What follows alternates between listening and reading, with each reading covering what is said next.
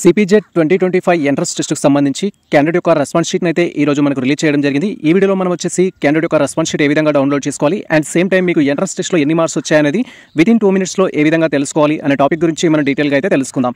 Welcome to the masters education. నేను మీ సత్య. Present వచ్చేసి మనం సిపిజెడ్ 2025కి సంబంధించిన అఫీషియల్ వెబ్సైట్లో అయితే ఉన్నాం. అండ్ ఈ యొక్క అఫీషియల్ వెబ్సైట్ లింక్ అయితే మేము మనకు డిస్క్రిప్షన్లో ఇచ్చేస్తాము. వన్స్ మీరు లింక్ అనేది ఓపెన్ చేసినట్లయితే మన యొక్క సిస్టమ్ స్క్రీన్ కానీ మొబైల్ స్క్రీన్ కానీ ఈ విధంగా అయితే డిస్ప్లే అవుతుంది. మీరు ఇక్కడ క్లియర్గా అబ్జర్వ్ చేయొచ్చు. మనకు రెస్పాన్స్ షీట్ అనే ఆప్షన్ అయితే ఉంటుంది. ఈ యొక్క ఆప్షన్ పైన క్లిక్ చేసి మీ యొక్క డీటెయిల్స్ ద్వారా లాగిన్ అయ్యి మీకు ఎన్ని మార్క్స్ వచ్చాయనైతే క్యాలిక్యులేట్ చేసుకోవచ్చు. సో ఇక్కడ మీరు రెస్పాన్స్ షీట్ డౌన్లోడ్ చేసుకోవడానికి క్యాండిడేట్ యొక్క రిజిస్ట్రేషన్ నెంబర్, క్యాండిడేట్ యొక్క హాల్ టికెట్ నెంబర్ అయితే అవసరం వస్తుంది. డీటెయిల్స్ అనేది ఎంటర్ చేసి గెట్ రెస్పాన్స్ షీట్ పైన క్లిక్ చేయాలి. మనకు డీటెయిల్స్ ఎంటర్ చేసి గెట్ రెస్పాన్స్ షీట్ పైన క్లిక్ చేయగానే నెక్స్ట్ టాబ్లో ఈ విధంగా మనకు సంబంధించిన రెస్పాన్స్ షీట్ అయితే డిస్ప్లే అవుతుంది. So many aspirants response sheet అంటే ఏంటి సార్ అంటే కామెంట్ చేస్తారు. రెస్పాన్స్ షీట్ అంటే ఏం లేదు, మనం ఎగ్జామ్ రాసేటప్పుడు ఏ క్వశ్చన్కి ఏ ఆప్షన్ అయితే పెట్టడం జరిగిందో మనకు సంబంధించిన ఓన్ క్వశ్చన్ పేపర్ మనం పెట్టిన ఆప్షన్స్తో అయితే మనకు డిస్ప్లే అవ్వడం జరుగుతుంది.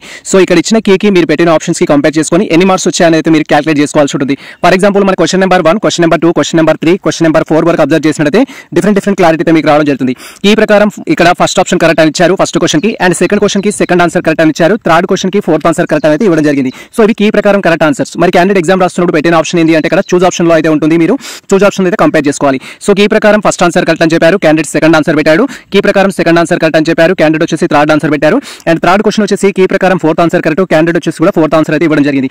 ఈ విధంగా కీలో ఇచ్చిన దానికి మీరు పెట్టిన ఆప్షన్ కి కనుక మ్యాచ్ అయినట్లయితే మీరు 1 మార్క్ అయితే కౌంట్ చేసుకోవాల్సి ఉంటుంది. ఈ విధంగా టోటల్ 100 క్వశ్చన్స్ అయితే మీరు కౌంట్ చేసి ఎన్ని మార్క్స్ వచ్చాయనైతే క్యాలిక్యులేట్ చేసుకోవాలి. లేదా డిస్క్రిప్షన్ లో మేము ఒక లింక్ అయితే ఇస్తామో ఆ లింక్ ద్వారా కూడా మీరు మార్క్స్ అయితే క్యాలిక్యులేట్ చేసుకోవచ్చు. మీ మార్క్స్ క్యాలిక్యులేట్ చేసుకోవడానికి ముందుగా సో ఇక్కడ మనకు అఫీషియల్ వెబ్సైట్ లోనే మనకు సంబంధించిన రెస్పాన్స్ షీట్ యొక్క లింక్ అయితే ఉంటుంది. మీరు ఇక్కడ క్లియర్ గా చూడొచ్చు. దీన్ని యూఆర్ఎల్ అంటాం. ఈ యొక్క యూఆర్ఎల్ అయితే కాపీ చేసుకోవాలి. యూఆర్ఎల్ కాపీ చేసుకున్న తర్వాత మీరు డైరెక్ట్ గా సో మేము చెప్పిన వెబ్సైట్ కి అయితే వెళ్ళాల్సి ఉంటుంది. ఇక్కడ ర్యాంక్ గురూజీ అనేది ఒక వెబ్సైట్ అయితే ఉంటుంది.